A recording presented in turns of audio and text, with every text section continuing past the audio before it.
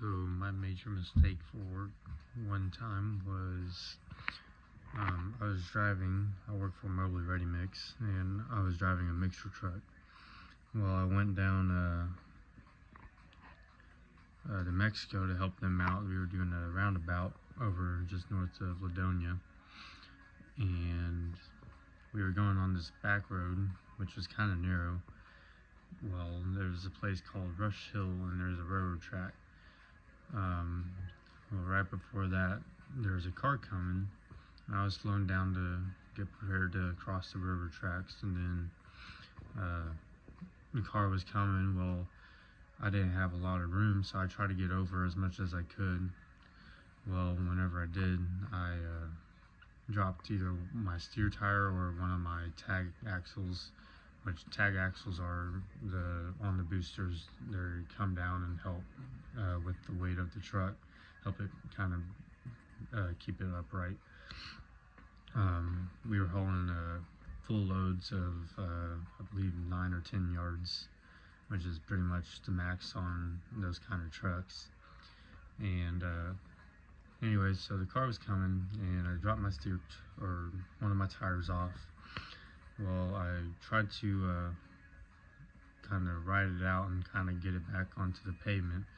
Well, with the weight and then the tags being down, it just caused my truck to kind of turn, kind of like I was doing a drift, and it turned over onto its side and bounced a couple times. It didn't roll, it just bounced off the pavement, and it was a decent truck, not one of my favorites, but it was kind of the better ones out of the fleet. And so I called my boss, and actually his area manager of the entire area. We have like Mexico, ESS Materials out of Millersburg, and Central Concrete out of Columbia off of Paris Road, and Kirksville Ready Mix, along with ourselves, which was MRM, Mobley Ready Mix. So I called my area manager because he was there to supervise the big pour that we were doing, and I told him that you're going to be so mad at me. And he's like, why? And I was like, I flipped my truck. And he's just like, what? He's like, he thought I was joking with him. I told him, I said, I flipped my truck. And he's like, okay, we got records on the way. Has anybody called 911? I was like, I don't know yet. I haven't been out of the truck. I just needed to call you so that way we could divert all the other trucks that were coming my way to go to the different option, which was just going back down where we originally started out. But they wanted us to come down this back road because we could get to their job site better, and it would kind of keep trucks out of the way. It wouldn't be as clustered. So what I took from it was just whenever you're driving, just slow down and just be cautious. You're the bigger vehicle, so you kind of have to force the smaller vehicles because they don't roll as easily with moving concrete in. Just kind of share the road, but just don't share it too much, and be able to learn from your mistakes. And my area manager at the time just told me that I should have just took it into a ditch and rode it out. That way it'd be easier instead of having to flip it over. But the embankment was so deep that I probably would have rolled it anyways. But luckily all I did was just come out with some scrapes and bruises, and then I know that we had a similar situation out of our ESS Materials plant where there was a 23-year-old, and he just started. He was there only for like about 2 weeks, and he kind of did what I did, but instead of just laying the truck over, he overcorrected and went across a different lane and turned it onto its side, on the driver's side. Mine was on the passenger side, but he turned it on his driver's side and ended up crushing him in the wreck accident, and it killed him. And it was kind of sad. He had a baby on the way, and he just got married, so it's just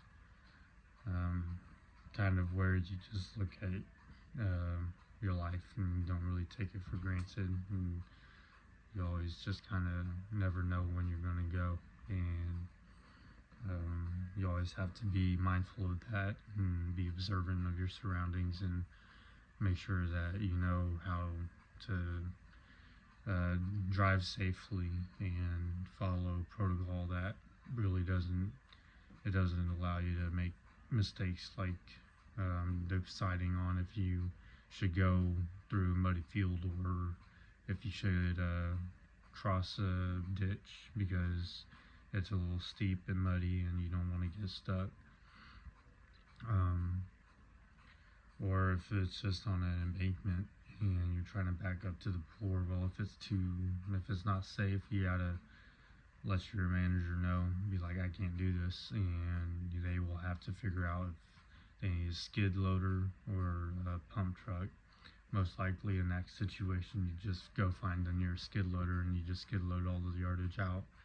Unless it's a super big pour, then you might have to do an emergency pump truck, but it's just kind of hard to do because pump trucks, those are the ones that you'll have the boom sticking out into like a floor or something, walls, footings, and you're at your truck pumping into the back hopper, and then it's pumping the concrete all the way to where it needs to be, rather than you crossing a muddy field or going on an embankment that might not be safe and might cause you to have an accident and wreck or hit something, and then that becomes a liability on the company or on the contractor, depending on what the situation is. Contractors, sometimes they may not be paying attention and you're watching them. Well, you got to look in your mirrors to make sure. I mean, you're backing up and won't hit anything, but it's also part of the contractor's duties that are backing you to make sure that you won't hit anything also, because then that could be on them because you were just following their instruction. But no, on the mistakes and everything, you just gotta learn from them. I've learned from many mistakes, and sometimes I keep making the same mistakes over and over again, but I think sometime eventually I'll learn from them and just try to make my life better by learning from them and make it a little bit easier instead of making it harder on myself.